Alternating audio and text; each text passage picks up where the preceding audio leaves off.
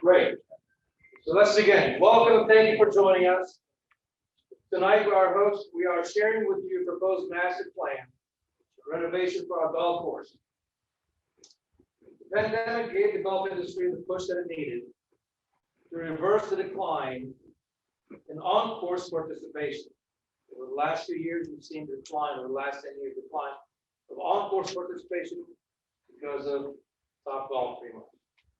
We certainly saw the increase in rounds at SGCC in the past few years. In 2019, we had over 27,000 rounds, a great number on its own for a club of our size. In 2020, we counted over 36,000 rounds. That is a 33% increase. Because of the additional rounds and the erratic weather patterns, our course showed some weaknesses. Tonight, we're going to present what we can do to ensure our course withstands the new norm, improving the growing environment to make it healthier and less susceptible to failure. That's why we're here tonight.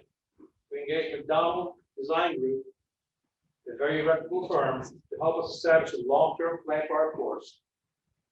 Before I welcome our presenters, we will be taking questions at the end of the presentation from the audience in front of us present here and also on Zoom. You can type in the questions and answers. I'll be looking at those and we'll answer as many questions as we can.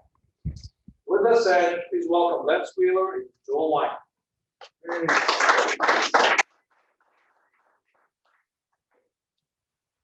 Good to see everyone. I just want to know I'm proud of our property and what we've done with this golf course over the years. It's a challenging piece of property, but I think it's done a great golf course to play day in and day out. Has some issues that we're going to try to correct. So, this is some of the things that we've done. Obviously, we have from proud of all the flowers we do. It's got to be on.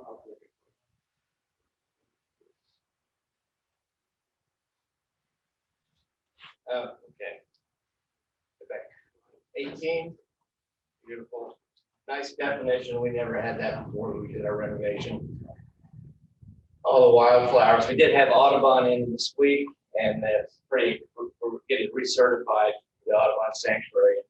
His comment, he was blown away by our property and all that we've done. He said that of all the golf courses it's within the top 5% of any of the courses he's been on. When we get that in right, it's pretty exciting. And so yeah, we like our flowers. Great views now with all the tree work we've done. First phase. Oops. Oh, yeah. And that's why we're here. And I'll turn that over to Joel. Okay.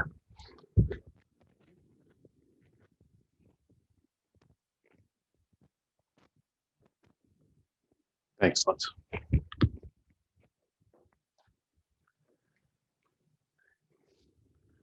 Everybody hear me fine? Okay. No, thank you for your time. Appreciate you being here. I know everybody's busy and everybody at home. Thank you for sharing your evening with us. I'm going to present the plan and some of these slides. You know, the board had seen this in early January. Formulating, and it is more of a brainstorming, type period, right? This is our vision. We think that this is the correct path for the club to consider going forward. How we get there, we don't know yet, right? So, this is part of the journey as far as the board, grouping, prioritizing, and working towards a goal of a better golf facility over time. Okay, so that's why we do call it a long-range plan. The tortoise wins the race, going forward. So, we like to think of a long-range plan as a roadmap, that plans what we're going to do, and then it groups and prioritizes those improvements, and then presents a whole package year after year to implement those improvements going forward. So, 4 goals kind of showed themselves as we went through this program over the last 6 or 7 months, working closely with Lens. So we want to be comprehensive of all needed infrastructure improvements. This isn't one of the more glamorous plans that we've done. It's more of a nuts and bolts plan as far as infrastructure to make sure that we can handle the weather extremes and the high volumes of traffic that were mentioned just previously. We want to be logical and efficient with our implementation scenarios, and in turn, we can be affordable. Okay, again, the tortoise does win the race. We want to make sure that the golf course can stay open for the members, that can be enjoyed season after season, and be really sensitive to how we implement our proposed vision. So that was one of our major goals when we started this planning process. Yes, it's really based heavily on infrastructure, but we do, that goes underneath the ground. But on top of the ground, what the golfer sees and feels and what they enjoy on the golf course, we want to make sure that we can create a more dynamic and engaging golf experience with how the features are built and constructed, how the golf course looks when we're done. The bunkers, I've been with McDonald since 1998. The bunkers were done then in the early 90s. It was before my time. And they do look outdated. They look like they were built in a previous era. Okay, so, and they perform that way as well, right? There's a lot of advances in technology that we'll talk about today, so we can have bunkers that are maintainable after a big heavy rain event for Lentz and his team, and we can have bunkers that are inspiring to play and are beautiful, and will really turn heads when prospective members come, to look at the golf course. And finally, we want to protect the greatest asset of Springfield, which is the golf course. And we talked about the rounds. This is the chart that Josh provided. This is the 10-year, and we talked about how the increase in rounds. We had that sugar rush or that spike from COVID. COVID's not a business plan, right? It'll probably wane off a little bit. But what I'm most encouraged about isn't the 2020 numbers; it's the 2019 numbers before COVID hit, right? So. You were up almost 5,000 rounds compared to 2018. So, we're trending in the right direction. We're going in the right direction. This is just a vision of the first hole. As we go through the hole by hole, you'll notice that some areas are darker. When you see a darker area on the plan, that means that portion of the property will receive work. It'll be graded, and it'll receive new fresh sod, just to kind of give you the overall quantity or scope or magnitude of work going forward. So we want to be comprehensive and responsible, okay, going forward. So you can see, we've got on number one, we've got new tees being constructed. These tees have not been built in the past. We've been doing that in a series of years, maybe a tee complex or two every fall. We've got fairway drainage planned for the landing area. We've got some tree management issues throughout the golf course. We've got some grassing changes and then the bunkers that we'll talk about.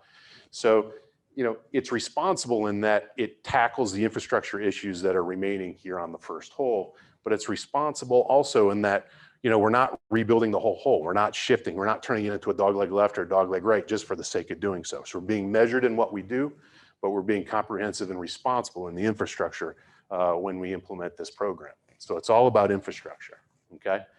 So, we're going to get to the fun stuff, right? But we have to eat our peas and carrots first, right? So when we do our infrastructure, right? So eat your veggies, and then you can have some fun afterwards. So the infrastructure here on this slide would be the fairway drainage, some tree management. We will talk about a possible turf conversion briefly that we are thinking about and considering. We don't really know which direction the club should head just yet, but we're going to give you all the information that we have at the present time. And that also includes some greens drainage. We still have 5 greens that are not yet drained. So those are those infrastructure issues, the peas and carrots. This is a peas and carrots plan. However, when we get through that program, right, then we can have our dessert, okay? And as far as the dessert goes, it's new tee complexes. It's getting more flexibility in our length and our course setup. We've had a great success over the last 10 years with our forward tee program here at Springfield. We can continue to stretch the scorecard north and south to make sure that everybody can have the tee and enjoy the tee or the course length that's appropriate for their game. Bunkers, fairway approaches, strategy, fairway width, all those things are part of the dessert that goes on top of the infrastructure underneath, okay? They're both important, but the infrastructure has to go first, and then we can build the dessert on top. When we get through, if we get through the program of the golf course, the ultimate dessert would maybe a new driving range, new practice facilities, if we get to that point 5, 6, 7 years from now, and the club is doing well at that time, and we can consider those practice areas as the ultimate dessert piece. I got a question. I got a question on the picture. Sure. X's, I think, are tree removal. Yes. Those would be trees to be planted. Yes, thank you. Yeah, so. Yeah, it does not disappear. So remember, if it's not colored, that means that there's no change to the path. So if the path is shifted, like to the right of number 1, that means it's a new path in a new location. Yep, thank you. Yeah, that's important to help you with the pictures. Sure. Does a red X mean tree management or tree removal? Most those X's were tree removal. Yes, thank you. Yep. So when we talk about infrastructure, you know, we have had some challenging weather patterns over the last few years. And even though you might have an average rainfall event, you know, over a 365-year average, 365-day average, what we're finding is the extremes are more extreme, right? There's periods of wet and periods of dry. So the wets are wetter, the dries are drier, the colds are colder, and the hots are hotter. You get these big troughs and these big valleys of weather patterns, and that's really tough on turf. What makes it doubly tough is that this is the mid-Atlantic, and this is a transition zone between cool season grasses that you find to the north and warm season grasses that you find to the south. We're stuck right in the middle, and there's not a great answer. You know, there's not a one magic bullet that can make our fairway issues at Springfield go away. So we have to be very measured. We have to do a lot of research. There's a lot of clubs doing some things, going forward. So this is just an example of a picture, that I took, talking about record rainfall in these short periods. I stood on the third fairway 3 days after the rain when Lentz had me out with all that, the black turf and the scalding there. It hadn't rained for 3 days, and I was standing there and water was coming up over the soles of my shoes. I mean, it was just super saturated. The plant has no oxygen to breathe at that point. Okay, so we're having these big highs and lows as far as the weather patterns that we have to address. I'm a weather geek. I love following the weather. We got solar panels on my house, and this is the report. During the same time period, this is a report for one of these troughs here, and you can see in September there's a 14-day stretch that I wasn't making any money on my roof. And the sun never came out with all those dark squares. And that's what we have to protect against, are those extreme weather patterns. Okay, so we have made some progress since that point. This is a picture taken just a few months ago. The winter of 2021, we installed some drainage on 2, 3, 8, 9, and the 15th fairway and 17th fairway. This is a picture of the team draining the 15th fairway. You can see these lines right here. So anytime you see a blue line, and that's a catch basin, a drain inlet, and you get the perforated lines. So these guys here, they're right here in this general location on 15. So we're continuing to make progress, with our fairway drainage, and we just tackled some just recently. Continuing with tree management, there was substantial tree management that was tackled prior to the regrassing program a number of years ago. Some of the trees that I know that's a sensitive topic. Some of the trees that we are discussing are for agronomics to make sure that turf can be healthy. Some are for playability, right? So the trees are encroaching on the lines of play. They're overhanging fairways, blocking off half of the green, from the center of the fairway, those kind of things. So, we are looking at our trees, closely within this plan. There's 5 greens here at Springfield that don't have internal drainage. Okay, so we call it sand channel drains. Sand channel drain is this 2-inch pipe bedded in sand, and these are trenches that are dug 6 feet on center within the green. There's 5 greens that are left undrained. This is the ultimate peas and carrots type improvement, this is programmed. The board's intention is to tackle this not this year, but just next year. Again, heavy on the infrastructure early on to give us more time to make decisions on some of the dessert items on the master plan. So getting to the fairway turf conversion, you can see there's a. 1, 4, 5, 6. There's actually a couple more than that. The worst one's 1, 4, 5, 6, possibly 18 or 9. Okay. We did, I think, 9 in-house. Some of the other was a little trickier. So. Okay, and the reason why this drainage is good is because it helps moderate the moisture content. And by putting the trenches 6 feet on center, you actually wick and draw moisture so you can moderate the, yes, sir, yeah. Has the backlit screen been done that way? No, has not. So you can see the next slide, this next grouping, this is the possible, with a question mark, fairway turf conversion. So, one of the options that we have to consider here at Springfield is diverging from a cool season grass and moving to a potential warm season grass, okay? And I've got a few slides to kind of go through this.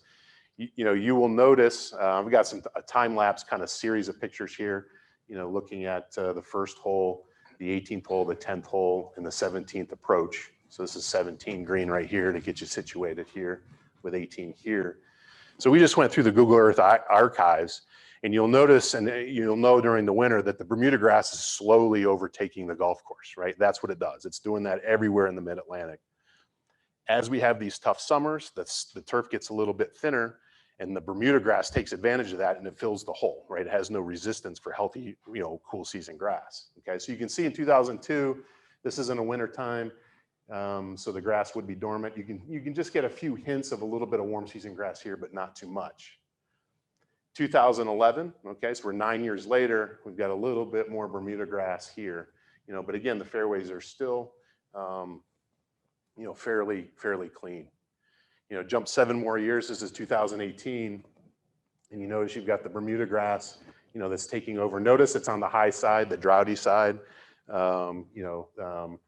the north side there, where it doesn't get a lot of shade competition on the left-hand side. So you see the Bermuda grass, which is this brown splash here, is slowly taking over the fairways. And this is the amazing thing. Just 2 years later, we go from this to this, okay?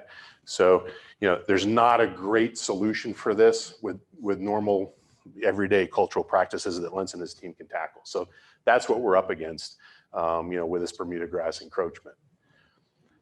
Warm season grasses have come a long ways. I mean, usually the best fairways in town, summer after summer, come August, when everybody starts to struggle with their fairways, it's the South Course at Woodmont with their zoysia grass fairways. I mean, they're just pure and perfect, okay? That's when warm season grass showcases, and that's when it's its best, okay? This is at Mount Vernon Country Club. This is Latitude Bermuda grass that they converted a few years ago as well. We're seeing more and more clubs consider Bermuda grass, go to Bermuda grass. In Annapolis, South River is going to convert this summer. And it's okay to say now the board at Columbia Country Club in Chevy Chase, they have decided to go to Tahoma Bermuda grass. That planting is going to happen in the summer of 2022. So even Columbia Country Club, with a rather large maintenance budget, is going to a warm season grass. So it is something to consider for Springfield going forward. Okay, there's pluses and minuses to everything. Like I said, there's no magic bullet to get us so we can have perfect fairway conditions. Well, there is no such thing as perfect fairway conditions, but to give us better ideal fairway conditions, depending on the turf type. The advantages of warm season grass, be it Bermuda or zoysia, it has excellent summer conditioning. That's when it's going to do its best. That's when it's going to show, be its best fairway turf condition. It's also sustainable, okay, which means in turn that it's cheaper. It uses far less water. It uses far less chemicals, okay? And one thing to keep in mind is we live in kind of a restrictive area, with government regulations. I live in Montgomery County, Maryland, and, they're talking about restricting what can be applied to golf courses. I can't even apply to simple weed and feed that you buy at Home Depot on my yard in Montgomery County anymore, okay? It's not allowed. My wife is an environmentalist by trade, and she wouldn't allow me to put it in the cart last week.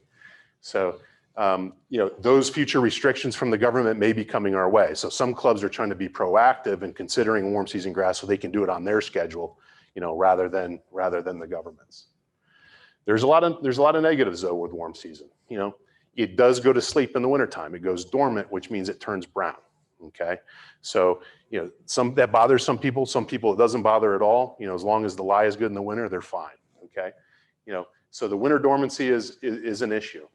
Winter cart traffic, because it's not growing and it's not actively taking up water, you're going to be on the cart paths more often in the wintertime than you are now, okay? Because you're going to want to protect that turf because it's sleeping, okay?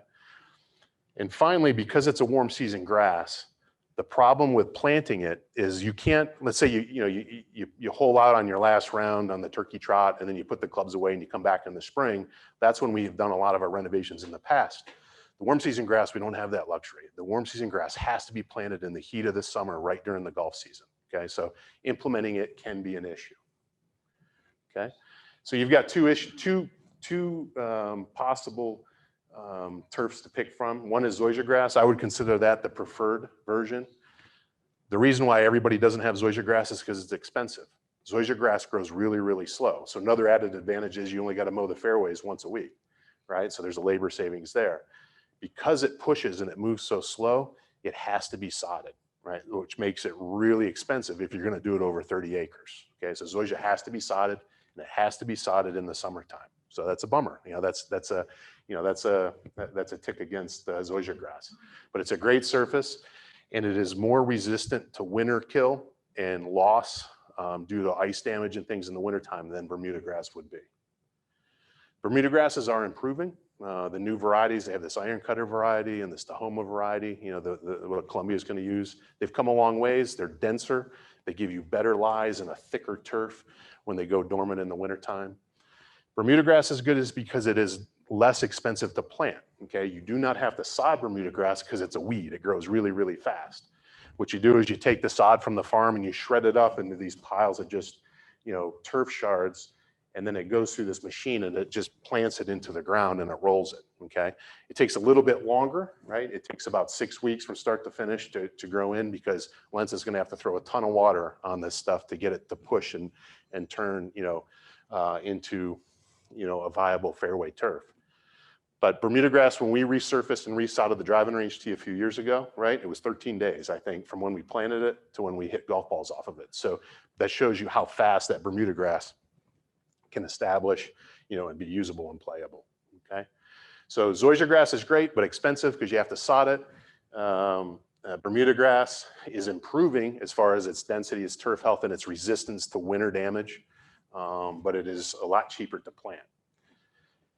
It's more than just the playability. There's also a sustainability, and there's a cost savings involved too here. So this is an analysis what we created for the board. I won't get too far into the weeds here, you know, but the important thing is that as expensive as zoysia grass is, there's a payback window. So after year 10, it's gravy, right? So then you can take that investment, the old pesticides and fertilizer and stuff, and you can reallocate it and put more attention into the rest of the golf course. I mentioned the Bermuda grass is cheaper, right? The payback for Bermuda is only 2 years, not 10, because it's 5 times cheaper to plant. Okay. Yes. 10-year on an annual basis maintenance cost to maintain what you start in year 1 and then maintain it year 2, year 3, all the way through the 10 years that you say this payback window will now exist. How much effort does it take to maintain it per year? Well, that's the savings.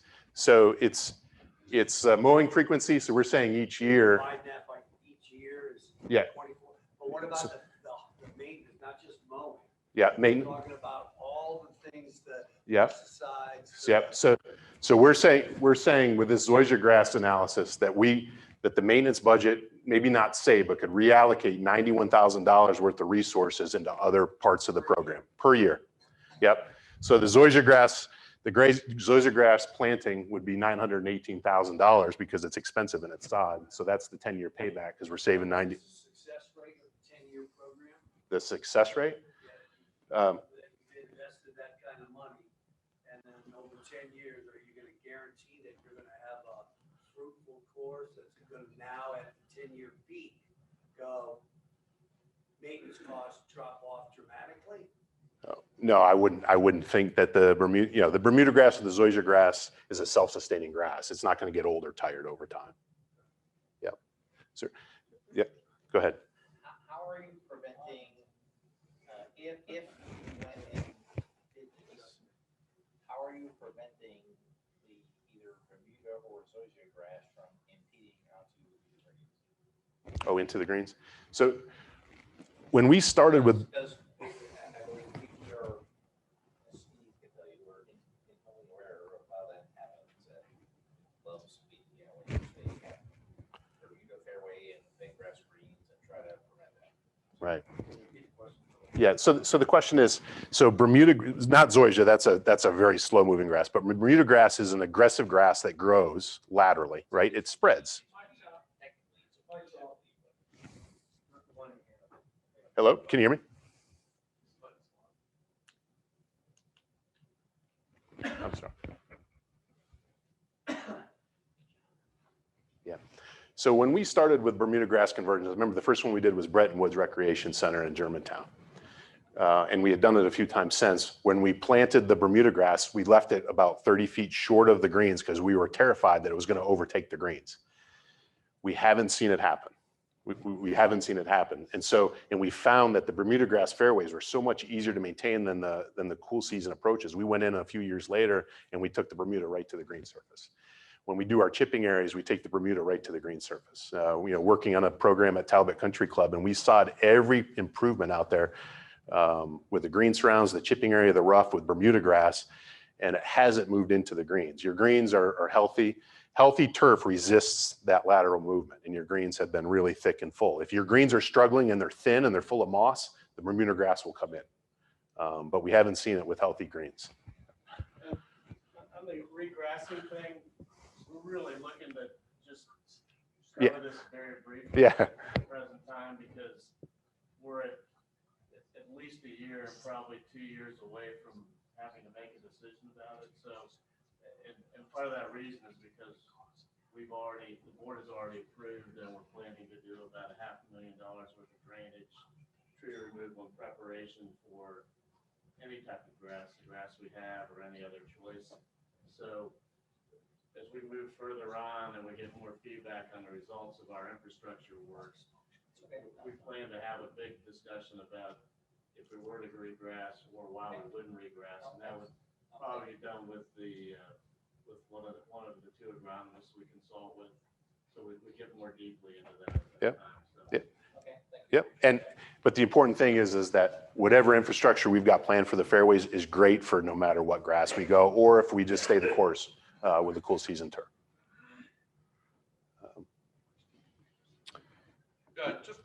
Just one other really quick question I just want to understand on the regrass thing. It sounds like you're saying if we did the Bermuda, we'd have to close down the course for maybe 2 or 3 weeks. It's about a 6-week window. About a 6-week window. And if we sodded with zoysia, we'd have to close for the same amount of time, more, less. It's about 5 to 6 weeks. So we have a 5-week program. We have a 5-week program scheduled for Columbia. So it's a similar window. Yep. So this isn't cooperating. So I'll just talk really loud if that's okay. So, moving on more to the dessert part, and the fairway turf could be considered the infrastructure, the playing ground, working on, what the golf features are that the player can enjoy, touch and feel that really affects the round of golf more than just the conditioning. Tee improvements, we're working our way through the tee improvements of the golf course. This is 16 tee just as an example. You can see we've got another forward tee. We built this forward tee here a few years ago. We've got another one here. We're having great success with the forward tees. People are enjoying them, and people are playing forward. They're enjoying their day. They're having more fun, scoring better. So we're going to continue with those tee improvements. Talking about, it sounds like a corny word, but charming is like how I like to talk about some thoughtful golf course renovation. We want to introduce charm throughout the golf course. And through fairway adjustments, and we call them linkages, where fairway turf blends from one hole into another. Your property's not small, right? But it's cozy, right? It's fairly tight. And to best take advantage of that coziness, it's fun to be able to, hole out a putt, on 17, and walk to the blue tee right here, and then peg your ball up and hit the 18th tee shot. Here you can see we've got a walk-on or a cozy connection behind the first green, and it flows into the second tee. Those kind of things create that memorable, charming golf. And we've got a lot of those connections throughout the property to really create the best experience that we can. If we're going to renovate and put new turf out there, we can put it in a way, it doesn't cost anymore, put it in a way that really creates, that improved experience for the golfer. So, these linkages that you'll see a little bit more about that, coming up. I think it's an important part of the plan just to add a little bit more visual pop and excitement and make it a little bit more memorable going forward.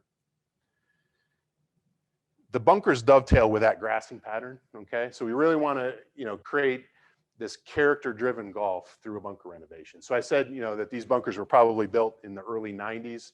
You can see we've got the two greenside bunkers right below us here.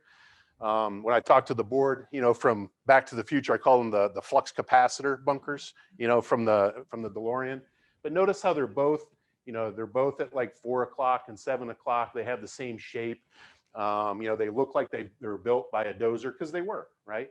They don't have that finesseful, type shape and appearance, that a lot of, golf courses in the area now have. And they don't have that strategic, difference where we can have a short-sided miss, or a smart miss, or we call it a bogey route for high handicap play. You often are bunkered front left and front right, hole after hole, and we don't have the character or the identity from hole to hole that we could have as we renovate. We know that the bunkers it's due, bunkers have a lifespan and a life expectancy. They're due. The drainage has to be improved. We've got great advancements in liners. So as the bunkers are renovated, that's where the money's at. Shifting their location and making them look better and more exciting, that's virtually free. The money's in the infrastructure. Okay, so as we rebuild these, it'd be a mistake to build those in those same footprints. We can do better now, and we've got that plan throughout the program. The bunkers that we've got planned at Springfield, the inspiration for these bunkers. This is a recent renovation that I tackled, with Woodmont in Rockville again. This is an uphill approach on number 8, but you can see how the bunkers are framed, how the sand flashes up. They're framed, the irregular grading, shaping. You got a few little noses here. You got the little guy that pokes up here. These are character-filled bunkers, okay? And they're, they really do showcase and highlight, frame the greens, to a richer extent than the bunkers we have at Springfield here now. Yeah, this is the second green at Woodmont. I'll go quickly. But you notice how the bunkers have different sizes, different shapes. When we started, this was like 18. We had a bunker front left and a bunker front right. Now we pushed this one bigger. This one went back, and now we have a bailout area for high handicap play. So a high handicapper can hit it here, pitch onto the green, 2-putt for their bogey. They're happy as a clam. They go on to the next hole, okay? So, short-sided miss, smart miss here. Okay? Yeah. Yes. Do you have a topographical layout that depicts the reconfiguration of what you're suggesting? Yes. For all 18 holes? Yes. Yep. Are you going to show that depiction? For all 18 holes? I'm just curious. Yeah, we have a board here. I understand what changed from 2 to 3. Yeah. So I am happy to stay after the meeting and talk through. I'm a geek. I love to talk about this stuff. We can go through it in detail. I'm happy to. Well, and I would posit that, trust me, after all this time of, being around and talking to people at other clubs, and I don't think we need to find a way to make the golf course harder. I think we need to find ways to make the golf course easier. Yep, exactly. That's my point with this slide here. Yep. Exactly. Yes, yeah, sure. We could find some. Sure. Feedback. We're doing, we're doing that for 10 golfers. Sure. So As opposed to, the kids and the women and the first timers to make the golf course playable, so that people can enjoy playing golf. You don't have to play from 7,000 yards to enjoy playing golf course. yeah. So That's, I think what we have here is how do we make the golf course easier to play for everyone, for anyone? And sure, if you want to step back 3 tee boxes, good, have a ball. Make this golf course easier to play, not harder to play, yep. please. It shouldn't be about easy or harder because there's different skill sets within the room. It should be more fun for everybody. And more fun means, that, I've got a 10-year-old and a 14-year-old that are taking up the game. And I know it's so fun to watch them play. I see what holes they enjoy and what holes they don't, and if it's a hole it's a par 4 that they can get to in regulation or par 3, they're going to run to the next tee box. But if it's an uphill par 5 with a forced carry, I got to say, come on, let's go, because he's lollygagging. So yeah, we can accommodate all players within the plan by making sure that we arrange our bunkers in this manner. You know, notice here how the fairway turf comes right up to the fairway bunker here on 18. You know, so it's kind of artistic where you don't always have to have a rough strip in between the bunker and the fairway. You can see the irregular grading and shaping. You've got a greenside bunker poking up over the new 18th hole. Big bail out to the right-hand side. If you're a handicapper at Woodmont, there's a lot of them there. You know, you never have to cross a bunker. Okay, you never have to carry a bunker on this hole, you know, to be able to play and advance your ball. This is the first hole at Woodmont here. The sand flash is what I want to show here. You know, the visual definition and the pop you get, you know, from that. You know, this bunker is, you know, pretty similar to what we have envisioned, you know, here at Springfield. You got the high sand flash right here. Okay, and that's the key, is to have that visual definition and have them playable going forward. So this bunker here is just like, you know, this is a picture number 6, the plan on number 6. You know, this bunker could be the left or right greenside bunker there on hole number 6. Okay. Yes. Question, playability of a bunker like that, ball generally will work back to the flat.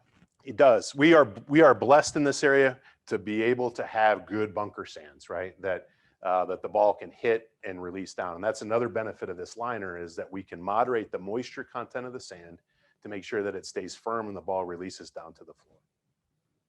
Okay, so this sand flash is pretty dramatic, and you might be thinking, well, you're going to leave lens holding the bag. We don't have the money to maintain that. What happens to it when it rains? You know, with our bunkers that are only flashed a little bit, all the sand ends up at the bottom, right? So, you know, that's probably what you're thinking. You know, this new liner here, you know, is that we have proposed and we've talked to the board about, is a game changer for me as a designer. So, you know, this is the first time I ever used it. This is Glen Oaks Club, on the North Shore of Long Island. It's going on its 10th year. With all the freeze thaw they've had, we've had no issues with the liner itself. That looks like a normal bunker because you don't appreciate the scale. This is us building it. There's a big excavator and grown men in that same bunker on the right-hand side. You know, it's gigantic. This was the biggest, deepest, meanest bunker that I had built to date. You know, after we renovated, you know, we turned that golf course on its head with some of the grassing things and the fun, you know, the bogey route and the fun aspects of the grassing. We built the bunkers and we transformed the golf course, and we were rewarded with a PGA Tour event, you know, just a couple years later out on Long Island. And this is me in a hospitality tent. That's Jordan Spieth on Saturday hitting a shot out of there. You can see how small he looks, like an ant, you know, in that bunker there. And CBS had a good shot. That's him after he hit the shot, right? So he's a small guy, but he's a professional athlete with a pretty good vertical leap, right? And there's no way, you know, that bunker's probably 11 to 12 feet high. There's no way he's going to see his ball land on that par 5 green here. But you can see the verticality of the sand that we're able to flash. And you have to believe me that not one grain of sand moves all winter long within that bunker, okay? This liner stuff is a game changer, okay? And that's because it's this Better Billy liner. So we put our drainage in, we put our stone in loose, and then it's a polymer. It's a liquid plastic. You heat up. It's inert. It's not a hazardous material. And you spray it on top of just regular number 8 aggregate stone. You spray it in there, and what it does is it hardens and it creates a hard honeycomb. It drains at 1,600 inches an hour. The sand stays on the face. You don't get contamination from below. You don't get foxes digging in it. You can take the trap rake and you can maintain it mechanically.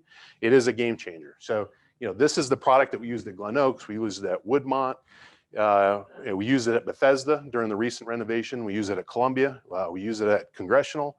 All of those clubs have used that product with great success, okay, because it's married with a really good local bunker sand. Okay, so, you know, that is a non-hazardous material. Don't let that suit scare you. They just wear the suit because the glue, the polymer, really messes up your clothes when you misfire, right? You go through shoes pretty quickly. This is a picture of the 17th green at Bethesda Country Club. You know, that we just renovated Bethesda over the last few years. This is the 11th tee right here. I set my new record. This is a 16-foot flash up that bank. The sand didn't move all year long, okay? So it does work. Now, we're not saying that we're going to deliver, you know, 16-foot flashings at Springfield. That's not our intent, okay? But I just, you know, just trying to show you the capability of this product and that it's a proven product. You know, so kind of going through, you're going to have about the same number of bunkers. I think there's a slight reduction in the number of bunkers compared to the current golf course, but the bunkers will be bigger than what you now play because there's flashing and there's faces.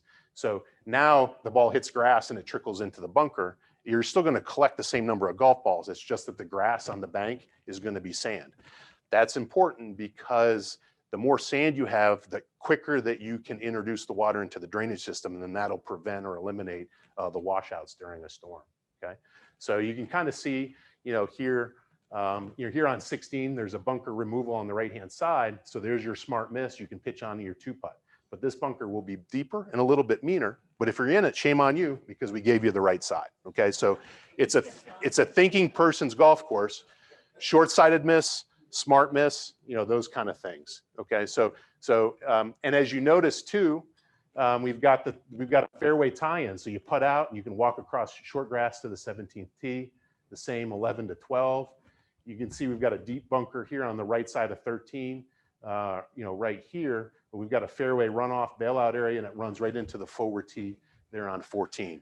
Those clever kind of charming connections will really be a showcase and kind of really help market the facility and create an exciting product.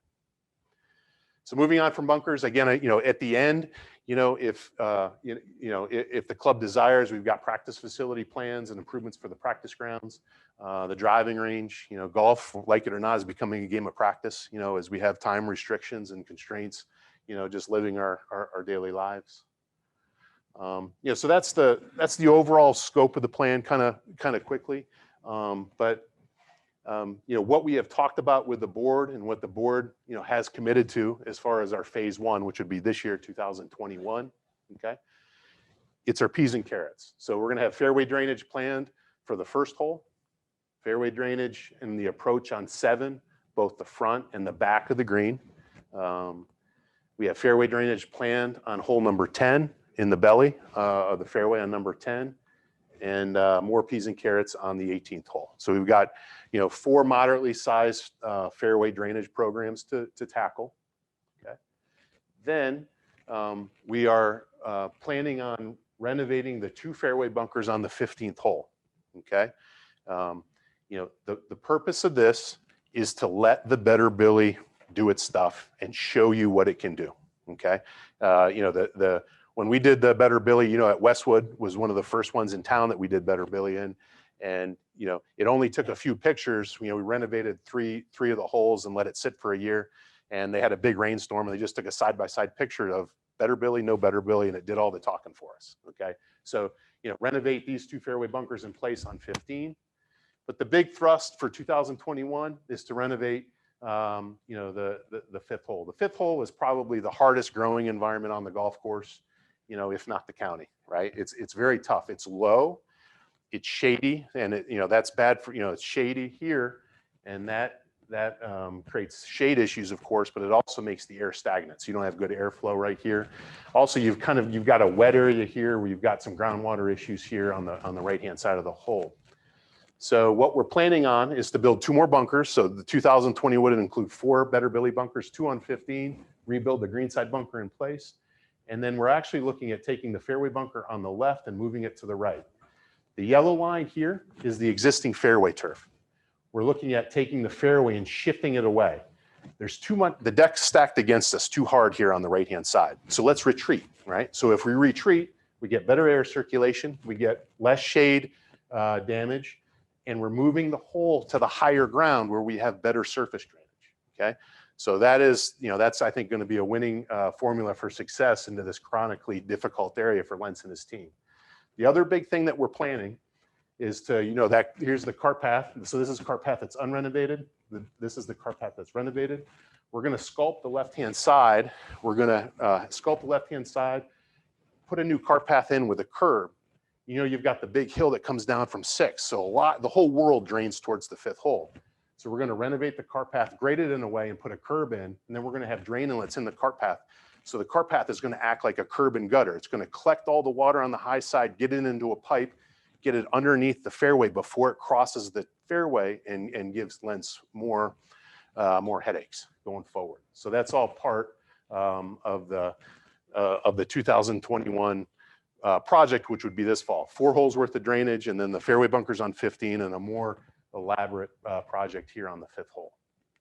Okay, so 2022, which we're calling phase 2 for the program, would be a little bit more tree work and some sodding work throughout the golf course. The 5 greens worth of Sand channel drainage, that's the 2-inch pipe set at 6 foot on center. Again, but classic peas and carrots there. Then we're looking at renovating the back tees on number 3. The forward tee was done years ago. Moving the back tees on number 3, which includes a new tee. We are doing a lot for eye handicappers and forward tee players, shorter hitters, but this is one we think that's important to give for the more accomplished players. Next time you play, this is the existing tee. Walk back and to the left out onto that point. It could be the best par 4 in Virginia. It's really good, exaggerating the angle and hitting over the pond for those back tee players. This is one that we shouldn't give up here. So the 3rd tee complex and the 16th tee complex. Okay, so this a little bit something for the golfer, but this could be considered infrastructure too, because you've got some drainage issues and compacted soils. You don't have the advantages of the mix and the drains that are going into your other tees, that make them relieves the compaction and makes them more successful.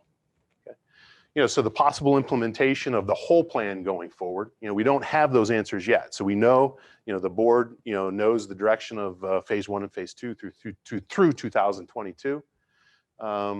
So a lot of the implementation details, it depends upon the fairway turf decision, right? We don't want to spend the same dollar twice. We don't have an answer on the fairways. Maybe we stick with cool season grass forever and ever. We don't know. We're just doing our research. We're trying to get as smart as we can. We're going to watch what other clubs do. Let's learn from their successes or their mistakes. So we don't know a lot because we don't know how the fairway turf decision is going to shake out. Okay, but we do know we want to eat our veggies first. Okay, and we want to have a measured, slow approach. Again, the tortoise wins the race, and doing it in phases slowly over time has some advantages. It limits the disruption to play. We want to give you your golf course as many days as possible. It improves your cash flow, so you can budget and go systematically from year to year, and it does buy us time, to further study the fairway turf, as I mentioned. I think you're going to like the Better Billy. It's going to allow the Better Billy to prove itself. So you're more apt to to invest in the comprehensive bunker renovation that we have planned. Okay, one last shot of Woodmont here. And here's a list of 4 neighboring clubs here in Northern Virginia that we're working with. These programs have a lot in common. Some of them are your competitors. Yes, I mean, I hate that phrase, keeping up with the Joneses, but being able to attract that membership share. The private club market is competitive. But also 2 other points that 3 out of the 4 are considering, are doing that tortoise approach, slowly phased over time, to keep their golf revenue and their golfers happy. And finally, each club has its own character and its own identity. We do a lot of work around town, and I'm blessed to have a lot of home games, and I'm very grateful for that. But because we work at so many clubs in the area, we always want to make sure that each club and each golf course has its own character, its own identity, make it special from somebody else. Okay, so we do feel that like the bunkering program similar to this, but the fairway turf and how things flow from hole to hole, that is the recipe. As slow as we go, it doesn't matter, but as long as we follow the roadmap and we build everything to the best of our ability, we take our time, I think we're going to be rewarded for it and have a new freshened character and identity, a new aesthetic appeal, to the new Springfield, going forward, even if it takes 3 or 4 years. Okay, so that's all I've got. You've been patient. I appreciate everybody at home. Thank you. Any questions for me or for Lent? There's a couple of questions from the online audience real quick. Somebody asked if we were to put Bermuda or Zoysia in, can we winter overseed with rye just to add color? You can with Bermuda, but you don't want to with Zoysia. Columbia Country Club's plan is to overseed with ryegrass heavily each and every year. Okay, it can be successful. It does hurt the Bermuda grass, possibly, right? Augusta National is a Bermuda grass golf course that oversees with ryegrass, right? So it can be done, and it can be done beautifully. Yeah. One more question. That's the last. How many of the trees on 5 have been removed thus far? 2. Just 2. I'll count the pin oak that we took the oak out, but fairway bunker in. Just probably 10 oak trees on the right of the creek that have to come out. 10 to 15. That's this winter. Yes, yes, sir. Yeah, go ahead. Hi. Just given the grass situation that we have and the grass that we have now, are we helping or hurting ourselves keeping the course open all winter? Well, what's that? Repeat the question for the audience. Oh, so yeah, the question was, you know, if we're struggling with our grass, you know, are we hurting ourselves by allowing play in the wintertime? That's not a question for me to answer. You know, I mean, it's not my facility, but, you know, in my personal opinion, yeah, Don't play in the winter. well, but the facility's here for the members to enjoy, right? I mean, We don't let golfers out. It's gonna hurt. yeah. Carts on pass. You can facilitate a lot of walking play, right? Or have the carts on the path. The carts do more damage than golfers, really. So I believe from talking to other people, the Billy bunker thing has already been proven out at hundreds of other golf courses to be successful, right? Mhm. I mean, no one thinks Billy bunker don't work, right? Mhm. So if what you say, if we were gonna experiment with a Billy bunker, why would we do it on the fairway bunker on a par five that literally no one in this room gets into? Because they are like the worst main storm damage. No, I know, I'm just saying that, I mean, I, trust me, I would say put make every bunker a Billy bunker. If you did nothing, what It's he's. a high labor issue right now. No, We no, have storm damage. but if we're gonna experiment, why are you doing it in a bunker that no one gets into? I would say. About the greenside bunker on 8th, the fox digs in. Yeah, I mean, Is that right? We appreciate you breaking that. Yeah, I said, if you're gonna. Thank you. If you're gonna experiment with a Billy bunker, do a bunker that everybody hits into, like the fairway bunker on, you know, whatever. I That's actually all. get more complaints about 15 than any other bunker. I mean, when we first put it in there, some of the better women golfers asked me if we put it there specifically to ruin their day. And actually, if you're playing the right tee, you should be in the middle of that bunker. Okay, maybe, But it's- maybe but I'm the wrong, reason- maybe I'm wrong. The reason we're going there is because it's the highest maintenance bunker in the golf course. It's the hardest one to keep right, and it's also probably too steep in parts to be a fairway bunker. And we're not really, I don't think, Okay, from being in the board meetings, we're saying it's an experiment, and in some ways it is for us, because not everybody's seen a Billy bunker or knew they're in one, but we don't have the money to replace 30. no, I get, like I said, if money was no object, every single person I know at any other club that I know that has Billy bunkers. We would do that, but we're a million Exactly. short. No, I get there's a Could we cost try and two? an object, so. We're trying to afford. In the, Sure. in the areas where we're doing work. Yeah. So, So you mentioned how it was steep or deep for a fairway bunker. Joel. Yeah. Number 5. Yeah, one second. So one fun thing about par 5 fairway bunkers, right, is that if you hit your tee ball into a par 5 fairway bunker, you can play the hole in reverse, right? You hit 9-iron out, hybrid into the green. It's the perfect half shot penalty, right? So that fairway bunker on a par 4 might be a little bit difficult, right? But because it's a par 5, right? You hit your tee ball in, you hit a shorter iron out, you hit a hybrid into the green. It's about a half shot penalty, so it's a measured way of adding a little bit of teeth into a hole that's got a wide fairway already. So anyway, I'm a geek. I love talking about this. Yes, sorry. So number 5, how much does number 5 dictate the choice of grass that we choose? It's the lowest lying hole in the golf course, it's the most shaded hole in the golf course, the coldest hole in the golf course. I've asked this Right. question multiple times. Could you plant Bermuda grass down on number 5? It'd be sustainable without regrowth. regrassing? Yeah, it's tough. It's tough. You know, Bermuda is really susceptible to winter kill, right, with ice damming and things, and that sometimes that fairway can get sheeted over with ice for weeks at a time, right? That's where you're vulnerable with Bermuda.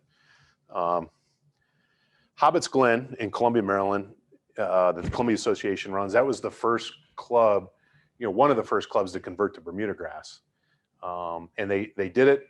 They did it for one reason: is they built the matrix and they said, well, we do the bulk of our rounds in, you know, this 5-month window, and this is when the Bermuda grass is going to perform the best. We'll figure the rest out later. You know, we're playing 75% of our rounds in this section here. This is when the Bermuda is going to be good, so we're going to go for it. But they've got some growing environments, just like the 5th hole, that are really stinkers, right? They're really difficult. And so they've been converted, they've been playing with Blue Muta, they've been playing with zoysia grass. Their philosophy is, we don't care what kind of grass it is. The golfer doesn't know the difference anyway. Give them good green turf and give them a good lie.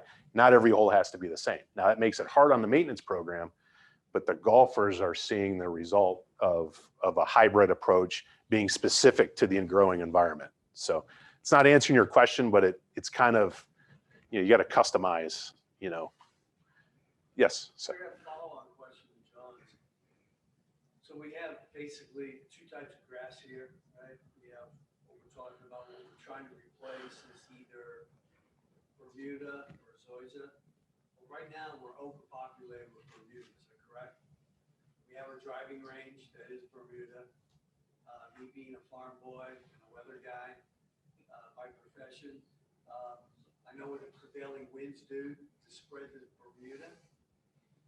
Okay, the winds start blowing. You got people on the range. You got people tracking stuff on shoes. You got the wind blowing, and the topographical features here, the collection points. You can see the collection points in Bermuda and how it expands each year. Typically, the hill on 6 and 5, 16, you know, on and on, right? Right.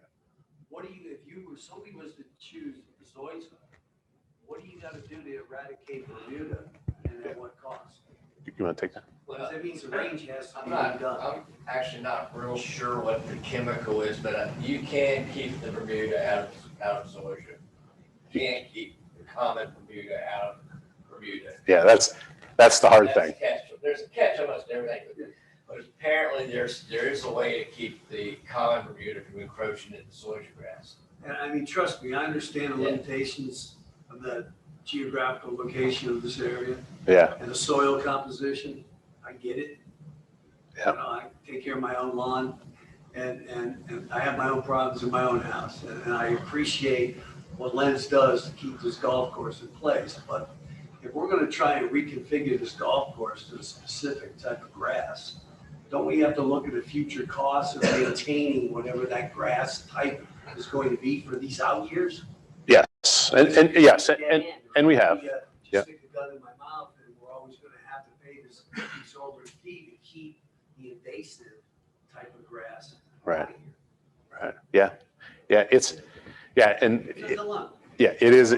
Yeah. And we don't have a great answer for you today. And we're telling you that, you know, this is the information that we have, and we're working towards what the best solution is for Springfield. And we're not going to have that answer for a couple of years, probably. Yeah. But you know that the infrastructure is being addressed to help whatever grass we have, including the turf that we're managing now. And we're just trying to get as smart as we can get and get pointed in the right direction over the next couple of years. Yeah. I apologize. I came in late. You might have talked about this earlier, but you were talking about playability earlier. My wife's a decent golfer, but at probably 4 or 5, maybe 6 holes on this course with a good drive and a good second shot, she can't reach in regulation. Are you guys looking at new ladies tees? Yeah. Yeah. Forward Yeah. piece. Yeah. Yeah. Tees have no gender. Sorry, Lenny, Yeah. you can play them too. Yeah. I do on the second shot. Yeah. So we do actually, you know, we've got 2 tee complexes scheduled for 2022, and one of them was the 16th hole, where we're going to have a tee box that kind of blends into the leading part of the fairway, because that's probably one of the holes she can't reach. Right. So yeah, you know, we added the green tees over a series of 3, 4, 5 years. They're a home run. We got to keep running with it. Golf is a game. It should be fun, right? Play the golf course, you know, to have fun. So how, I know, I don't know, it's not climate, but how convinced are you that we're far enough north that, you know, Bermuda grass could potentially be a solution?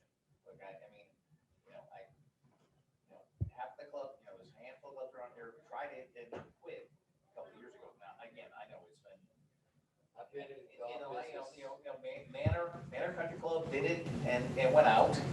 I don't know if Mount Vernon's happy. I'm just curious of, you know, what's the not the anecdotal evidence, what is there empirical evidence of the clubs that are this far north of Richmond? Because it used to be Richmond was the line, right? You're north of Richmond, you're Bermuda or you're not. I'm just curious, is there new empirical evidence that says that clubs this far north, that Bermuda works or doesn't work? And I get it at the driving range because of, you know, it throws back fast at the driving range when we're hitting off the grass. But I don't know about the fairways, and I'm okay if we say, hey, we're going Bermuda. I don't care about the color. Me personally, I don't care about the color. And I like playing on Bermuda. The ball sits up, it's all fine. But I don't know. I'd like someone to tell me that we know that from here to whenever, this is the best solution. We don't know that answer. We're gonna be patient and wait. No, can't answer that. Yeah. We're not convinced of anything was the word used. Yeah.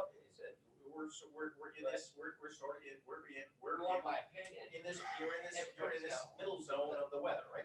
And I get, right, it's been crazy hot the last 3 summers. But I'm afraid. It's been crazy cold for the last. I've been a superintendent for 40 years, different places. The weather, every 15 years, we're changing grass. It's gonna happen again. Okay, So just let you no, know. that's okay. I'm just saying. Just on that topic, I kind of touched on it before, but 2 years ago, I thought I knew a lot about grass, and when everybody's saying we should go to Bermuda, I'm like, oh yeah, that's all good, except maybe the Bermuda died on a range 1.5 times worse. And zoysia, I didn't know much about it, except it's all over my yard and I can't get rid of it. And Danny said it makes the golf course too easy. But we talked to, once we had the problem, we talked to 2 agronomists and had a lengthy board meeting about it. And I came out of there going, this is such a complicated issue. We just barely touched on the complications that, you know, Pete mentioned and asked about considering the cost. The cost is well beyond what we showed up there. You have to figure in the loss of revenue from closures and the fact that you can't walk on certain types of grass during certain seasons. The shoulder season's moving all. But what we're really doing here is saying, we know we've got a problem. No matter what we do, we have to fix drainage, air movement, and sunlight. And that's what we're focusing on right now. But we'll have a meeting like this to start a similar conversation a year before we even talk about regrassing. And to be honest, my opinion is I completely appreciate all that. No, I appreciate all that. That is, we're sort of in a, I'd say no man's land. And we're we'll have a 3-hour meeting where we go into the depths of that. Well, and then even on top of that, you understand, I mean, even for the better golfers, it's a big difference playing bent grass golf course than a Bermuda grass golf course. I mean, just to play every day of hitting golf shots, you know, from the fairways. And sometimes on any grass. Well, yeah, correct. That assumes you hit from the fairway. But no, thank you. I appreciate that. Got 2 questions for you. Following up on the green tees, on number 2, it was par 5, right? Yes. The green tees are at a different location than the red tees. On 14 and 15, it appears that the green tees and the red tees are at the same location. Mhm. Would you consider a new further forward green tee complex on both 14 and 15.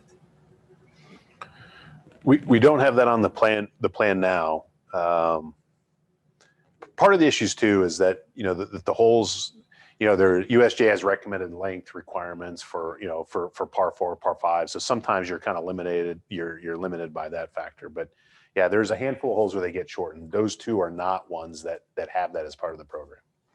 Second question. Yeah. I'm 2 weeks in, brand new. So Cool. Great. Does the club own property north of 9 and south of 14 Mill Road? Yes, that triangle. Yeah. You're talking about this right here. Swamp.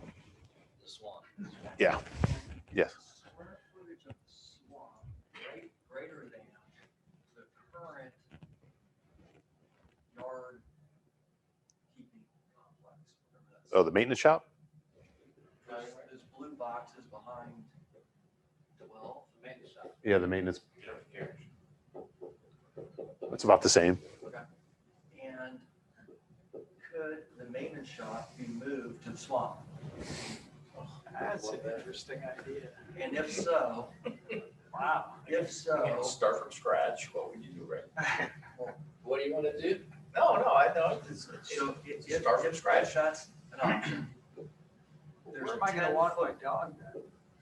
Well, it matters to him because he lives right next to If that's an option, there's a 10-foot wide road to the right of the driving range, correct? Okay, so you could then pick up 10 feet of driving range width. And you still have that fire, you still have that fire issue, right, with the circle and driveway and the whole driving range, right? Well, you can't increase length, he's talking about width. No, well, So just, I'm just asking the question. So anyways, if you didn't need that service road and you gain X feet of width, you could widen the driving range. Then you could put on a deck. And in the width that you've added, you could have a climate control. Yeah, the simulator bay, the hitting bays, instructional bays and stuff. Yeah. Well, there's plenty of So I know that's tree designed. line property to the right of that maintenance road that we still own. I was thinking wonder part 3 on 13. That would be interesting. You get permission to clear trees, like driving. So in your long range plan, I just wondered if that is something. to Yeah. consider. That maintenance shop's not very old. We can spitball that. It's a lot of, what cost us $500,000 to build the maintenance shed 20 years ago? Yeah. So, Yeah. Move in and replace a lot of I it. mean, There- the good news or the bad news, depending on, it's an interesting question because I've always been wondering what can we do with that, Space and land. the swamp area. But realistically, with what we have to do and financially, we're gonna have a long time to do that one out. But, I do like the thinking outside the box. Yeah. Creative. Because we can do something with 12. going on, All right, Joe, before Yep. we get too far off, Steve made a very good point about airflow. What is the greatest cause of lack of airflow? Oh, tree canopy and topography. Yep. So bowls, kind of down bowls, bellies, swales, and then tree cover. So I know the tree issue is a sensitive topic. Right. Do we have too many trees in this stuff? You're a Parkland golf course, right? How much are the trees affecting, the quality of the grass that we have on tee boxes, greens, fairways? I mean, we're moving number 5 to the left because of airflow. Yeah. And compared to 15 years ago, and we're in no better Shade. situation I would- now I than would we were cut every 15 single years tree ago down you before we cut down most of the Well, trees. just Yeah. remember, trees are getting bigger all the time too. I appreciate it. I appreciate that. Number 8, that there's 2 trees there. The second one probably needs to go. That willow oak is getting. I appreciate that, but Way we cut down a ton of trees, and I was supportive of that Right. decision when we did it. Right. but it really hasn't made a difference seemingly in improving the conditions of the fairways. Yeah, well, Probably help the road. Help the it, road. yeah, Help the greens complex. And those were mostly the white pines that are kind of undesirable. Right, but that's So- not why we did it. We did it for fairways. I mean, and it does help the airflow, but you're right, and we've discussed the tree thing, we do have some iconic trees that, if we touched them, it would be a board decision. And we do have the tree removals, most of what we've done this year are really the oak trees that died from whatever that beetle borer problem was. But 5 will be the first time that we really go after trees for airflow. But I think most of the airflow problem on 5 is really because it's in the bowl and the predominant wind is it's on the lee side of the predominant wind coming over. But it'd be selective about But trees. you could shut down every tree on the other side of the pond, on the other side of the street on 5, and it still wouldn't help it, would you? The agronomist Thank you. Good to see said you. that Thanks. trees were not the major factor, but that it would help. Just some of that. Most of the shading and airflow problems come from the height of the hill and the houses. The trees that we don't control are the ones that affect us the most. Yeah. yes. I have the last question. I don't know if I can have the last question. The 2 fairway bunkers on 15 that you're gonna redo this fall. You've got them drawn up here like you've got it all figured out, like exactly how you're gonna do it. Maybe that's true or not, I don't know. But the first fairway bunker seems punitive to the shorter hitters and the higher handicappers. And then some people, I guess, never go into the bunker, which is awesome. But I was wondering if the design of those 2 bunkers, has it been decided? Because it looked like just I know it's more than just a pull the sand out and put new sand in. Sure. But the structure of it looked very similar to what we already had. Sure. There's some restrictions over there. There's an irrigation main line, right? So, how big is that pipe there, Lance? 4-inch, but we didn't move it to the outside of those bunkers. I think we built glass. Yeah. Yeah. But they have, the point being, they have to be within that footprint there. Again, keep in mind, it's a par 5. Keep in mind, that's one of your wider fairways on the golf course too. If you don't like the bunkers, play away, right? Play short. You can still get home in 3. A lot of players can get home in 3. The drawing you got though is how you. That is, and things always evolve, during construction. I mean, that's part of the fun. You get as close as you can on paper, and then you kind of tweak and tug and pull. Yeah. Yes. So, again, me being a farm kid, kind of grew up on a farm, kind of get what lens goes through, right? If we stick with the grass we have today, knowing that geographically, again, this is always, till the day all of us in this room die, there's going to be discussion, what is the best type of grass to use in this area? What type of cost savings could we appreciate if we just stick with this grass, compared and do a delta comparison between Bermuda or Zoysia, and then say cost savings wise, we're gonna live with this grass, and we can put this money into the driving range to improve the driving range, particularly because you can't see your shots when you practice. Yeah. In this driving range. Well, Hopefully that's a side Yeah. discussion, but my point is there a cost savings? well, it would be Apply to somewhere else, Yeah. the operational costs and the configuration of other components related to golf. Yeah. So you're maintaining the grass that you have now, which is the baseline. So there would be no cost savings because it's what you know and it's the baseline now. It would only be a one-time savings of the installation of the new turf. So yes, Whatever have you savings done a fighting.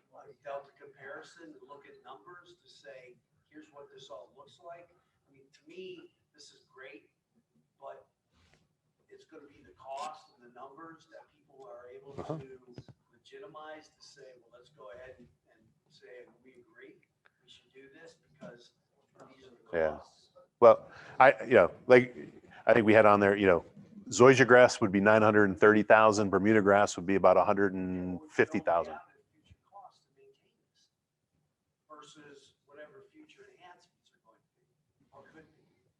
but it's your baseline already.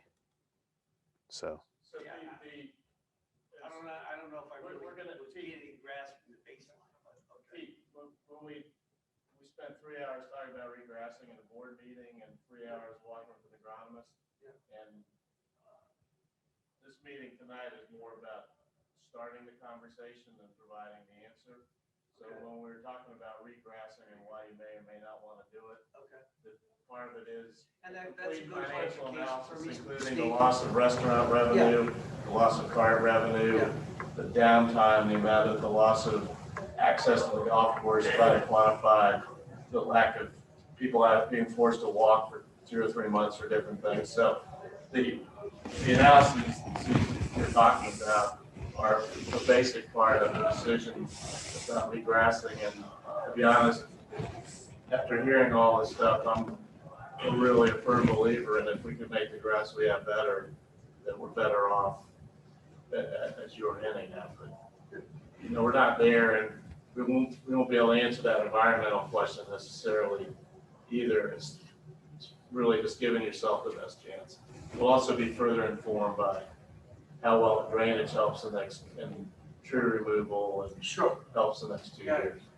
Weather, yeah, our weather patterns are gonna help you make that decision too. If we continue to have these crazy hot summers, it's gonna kind of make it easy. I agree. The key to this, though, is this infrastructure has to be done no matter what grass Correct. you choose. And that's the point we're trying to get across here. We're gonna do these phases and talk about grass later on and determine that. But no matter what grass you do, this has gotta be done first. yes, sir. Yep.